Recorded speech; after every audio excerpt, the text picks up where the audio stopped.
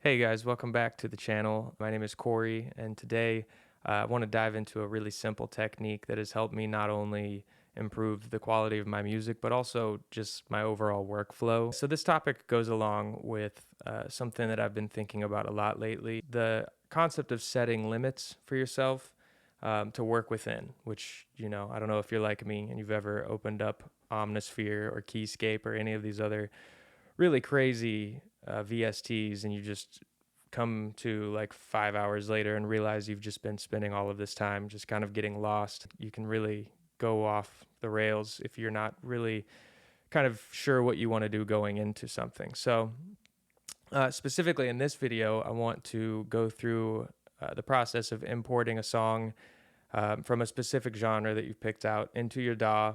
Doesn't matter which DAW it is. I'm going to use Ableton for today. But yeah, you just use it as a reference track for your structure. I call it a skeleton, and I try to think of songs in general really as like you want to build the framework and have the beginning, the middle, the end, and sort of understand the plot triangle, as it were, before you get into anything else like sound design or anything, for the sake of the fact that this is just on my channel. I'm going to use a song that I actually produced under the name GLYF, just kind of get a quick general feel for the song.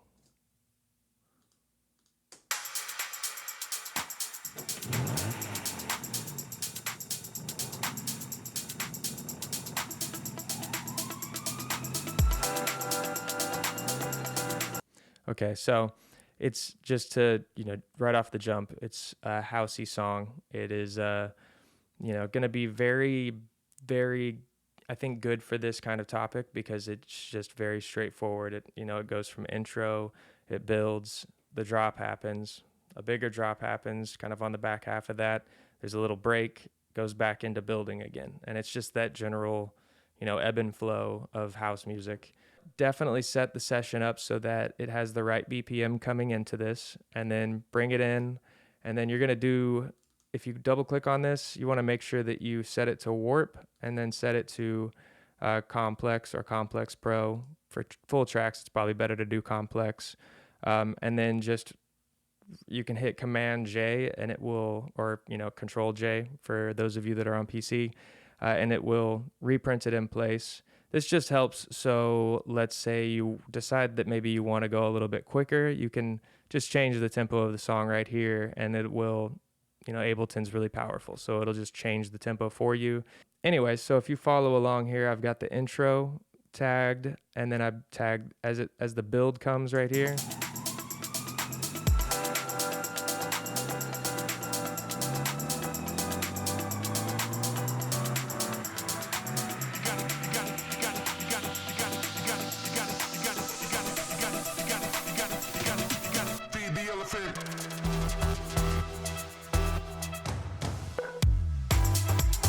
Great. So then, I don't have to listen to the whole song. If you want to check it out, you're more than welcome to. Also, you're more than welcome to use this song if you want to. And then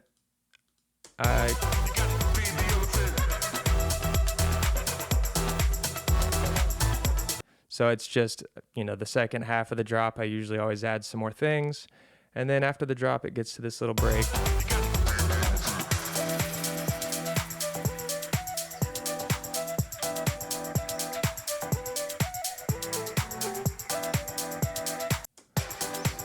Now we start the build again. We go to the drop again.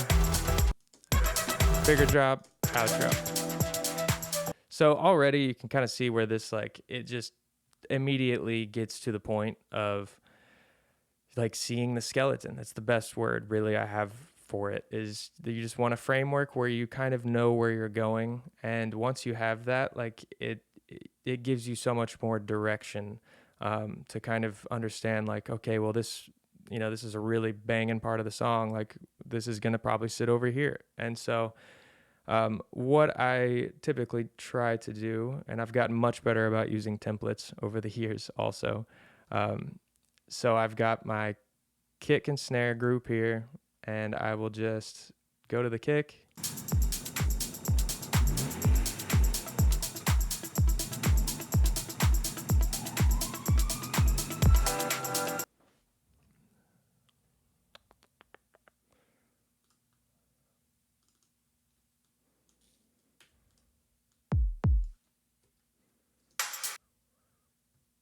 Cool. So I've got myself a kick drum here. Just gonna crank it all up to 10 for now.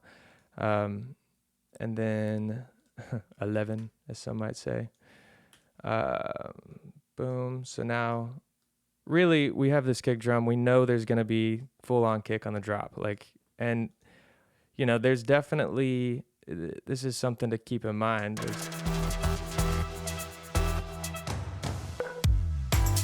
There's not a kick drum on that first part. Totally. But, again, I'm just making a skeleton. So it's important to remember, I'm not trying to recreate this song. I'm just using the sections to give myself a guide on where to go.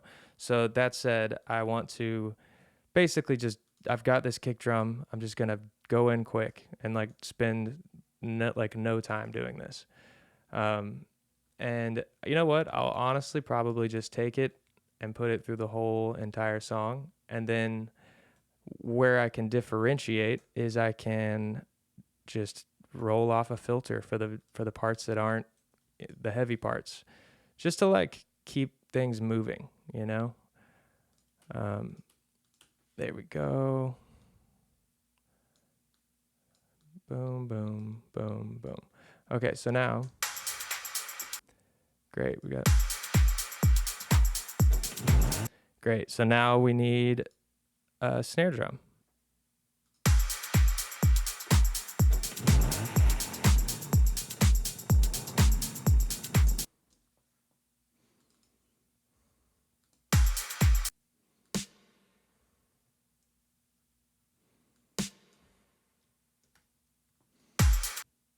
By the way, just a quick little tip. If you're on Mac, Command U for quantize, just way faster. There we go. And I hate how long these are, so let's just...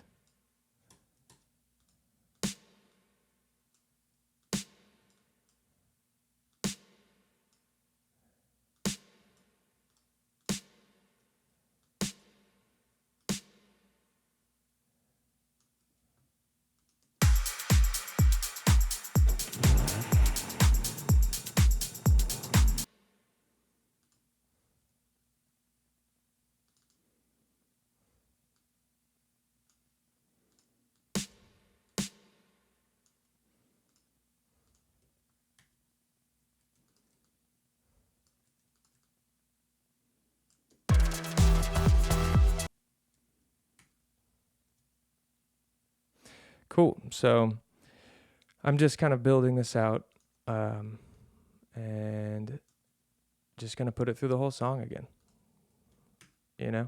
So now we've already got in the past, I would have done 8 bars or something and then just worked on those 8 bars forever, getting kind of lost and just distracted in the sauce, I guess. And now I've already got a whole song of kick and snare. It's not, a crazy amount of stuff going on, but it's just, we're just moving, we're just going to keep going. And if you saw my last video, it went into how to make a lot more dynamic with your snare, with your whole drum section, and create movement and everything. Honestly, I wouldn't even worry about that for now. If it's what you feel like working on at this stage, great. But we should really be focused mostly on just dynamic and those things that are going to help you understand, as you're going into your chords and everything else, you're going to feel the song growing into something. If you're working on the verse or the build, as you're playing along with the drums, your whole groove of everything is just going to be locked in. So if we're listening to this, the solo this, there's no kick drum yet. No kick drum happening. There's one that happens. Literally one that just kind of kicks things off. So we can match that for now. It may be something that we change later on. But, for now, why don't we just take that out? We'll just leave that one kick. And we'll match it.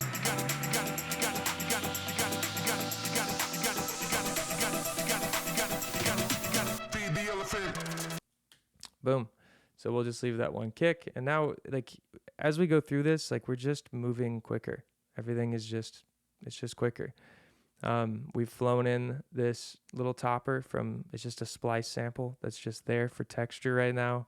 It'll probably get chopped up and moved around as things go on, but I like to think of it kind of like sculpting. We just have to get the general shape first. So, you know, we can go as deep into this as we want. You can put a crash, like here at the drop. So I'm just going to dive into just flying in a crash. I mean, I have some over here. I love, if you guys know who Big Z is, I think he has some great samples. He has great music and great tips. I love following along on his stuff as well. And specifically for some of the types of music that I make. I think he has great stuff. So here's the drop. We'll put a crash there. A little too loud, but whatever. And then, you know, we can already start to see like transition opportunities. Let's just put it here.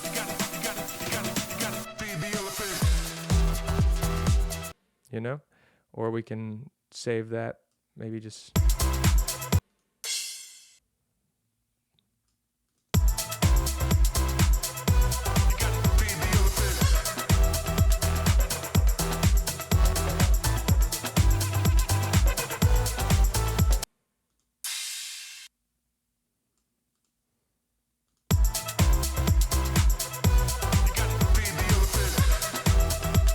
Cool.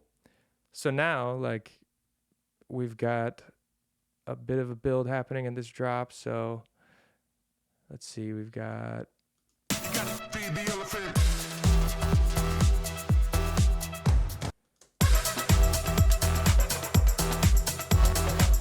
Sweet. So I know that the second half of the drop gets a little bit bigger if we listen here.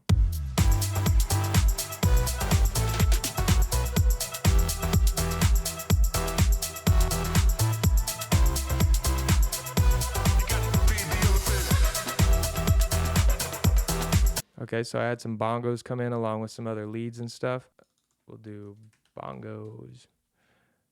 And we'll do 124. That's where we're at. And we got bongos, 124. These are in tune. Let's do this one. Great. You know, I'll just... All right. Fly in these bongos here.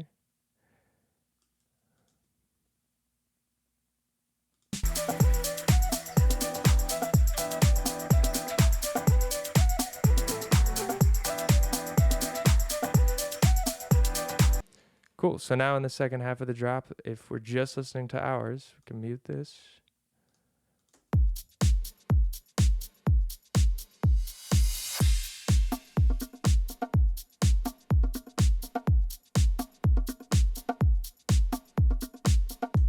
Cool. So, and then now we can literally just repeat that. So drop bigger.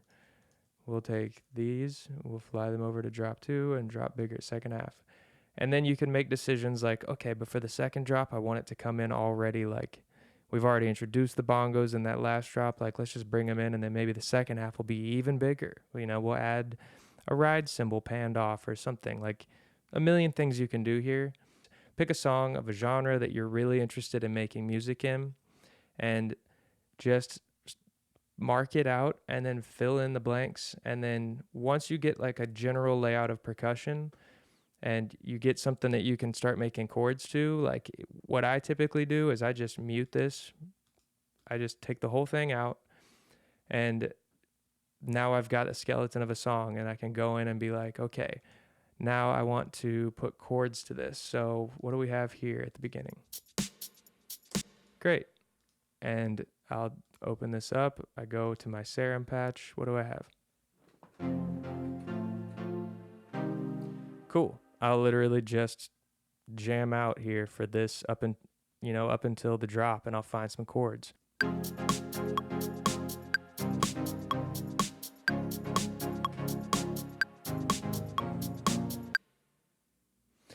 Nice. So now, whether like I've got a general pattern, it's nothing crazy. It's just a good starting place. And now I can do however I want to break this down. You know, maybe these chords just kind of go through the build. And now that I can see what the structure is, like I can open this up. I can get all kinds of wacky here. I've got an EQ that I can roll off, create some interest with, like, you know, it's you really go like as deep as you want with how you kind of build this stuff up, you know? Like now I'm just into sculpting and all the beat behind me is all just there.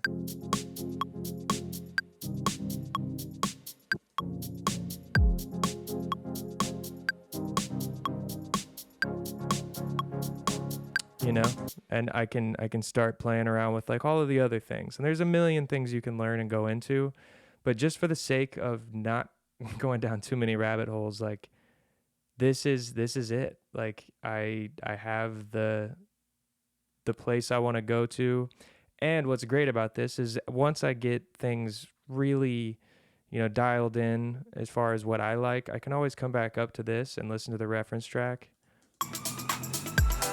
And, you know, especially depending on if I'm just trying to figure out what genre, or if I like, you know, you can A/B it. And honestly, cannot stress enough the importance of going in and A/Bing your work to what it is you're trying to achieve, because the amount of times that I've been like just deep in a studio session for hours and hours and hours, and then your ears just get tired, you get lost in the sauce, maybe you're partaking in different, you know, listen ability altering substances or whatever you're doing, and you just kind of get to a point where you're like, this is awesome, I'm the best, this is the best thing I've ever made. And then you get a break from it, you listen to some other music just throughout your day, the next day you put it on and you listen to it and it sounds like it's coming out of a potato.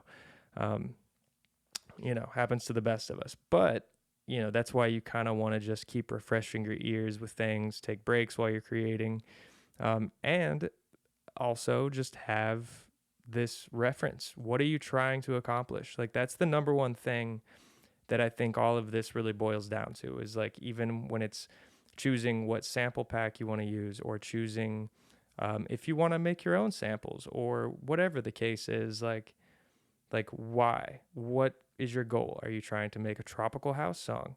Because that is going to, especially when you get into synth design, or you want to, if you're not designing your own and you're just picking other things and layering them, like the amount of time you will save by knowing what it is you're looking for, instead of just opening Omnisphere and losing yourself. Not that you shouldn't do that occasionally, because it's fun and that's why we're all here, right?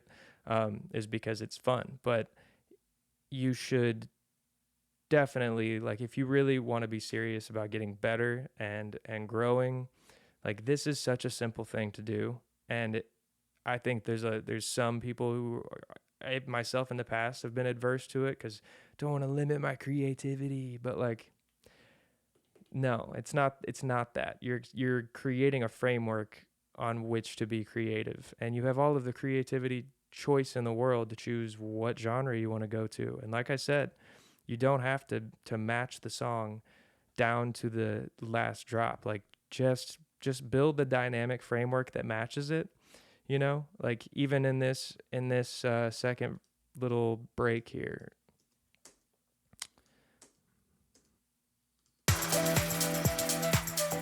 Cool. So we've got our kick and snare here, and I want to like take this kick, and I need it to be less, just less, just overall less. So let's go to just get an EQ in here.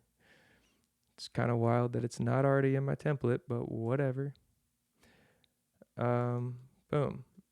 And I love Ableton so much that it just flies this up for you and you see what's going on. But now I know that from here to at least here, maybe, we can change, but I want to roll this off.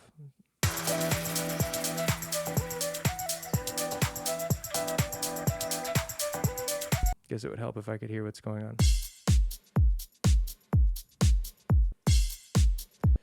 Boom. So this is actually, maybe I'll keep that there and I'll put a new thing there. So I can just choose to bring this up, to remove some of the low end for the, more dynamics.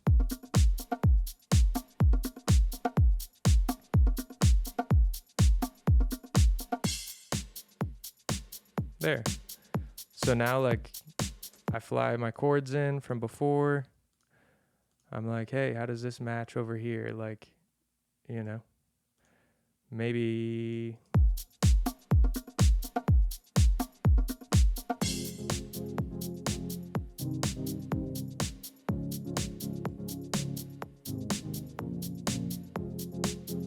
there. So, I mean, it's now you see how, like, I'm leaving space here to, like, build a drop and make something wild. And maybe, does this song match that? Like, let's go.